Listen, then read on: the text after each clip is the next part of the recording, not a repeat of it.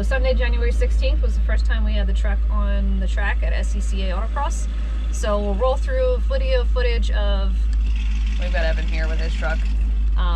We'll roll through video footage of Mike and the Chevelle to kind of show you how things probably should be done. And then we'll roll through footage of me and the truck just absolutely slaughtering cones out on the track. So it was a good time. And then I'll do a follow-up on my thoughts on the new build. So hang tight.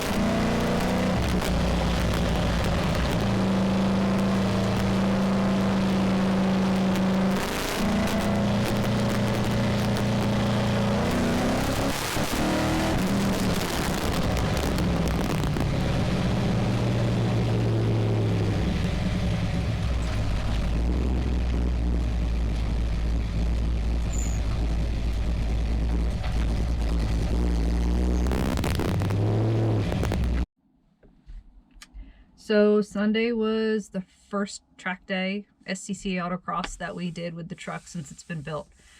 And first impressions, I love the IRS. Like, the Mustang IRS was absolutely the way to go. So shout out to Sean for kind of gently encouraging us to go that route instead of trying to rebuild a 4-link. The truck stuck. It actually, I pointed it in a direction I wanted to go and I hit the gas, albeit, you know, gently, and it actually went where it needed to go. And I only experienced some sort of sliding issues going into corners once I started to try and be a little bit more aggressive with it. So, you know, we do have some suspension tuning, caster camber. I think we probably need heavier springs in the rear just based off of what it was doing and how it was going into corners and sometimes pushing coming out of corners. The tuning thing, that's Mike's thing. So we've got a little tiny bit of tweaking to do and minor adjustments, which is only natural because, you know, Mike's car's been on track worthy since 2016, I think it is. And he's made 3 complete and total rear suspension changes. He's changed spring ratios a bunch of times. He's constantly tweaking with his alignment and caster and camber depending upon the track conditions and all that good stuff. So, you know, we're in the dial-in phase, which is pretty exciting. And I can't wait for February's event to just see, to push myself further, because I know I was much slower than I could have been. I was the slowest in the cam class and the slowest truck. There's only 2 of us, but I was still pretty darn slow.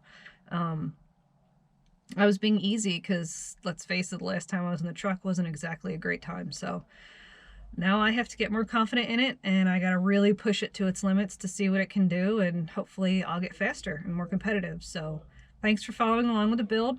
We'll keep the videos coming with whatever tweaks and upgrades we do. We are working on a couple things with the car, with the interior, with the finishings and whatnot, and hopefully sometime in the next century we'll get back into the RevCon. I know some of you guys started following our channel because of that, so we still have a boatload of projects that need to be even conceptualized, let alone worked on. So thanks for following along, guys, and stay tuned. We're still working on stuff, so thanks.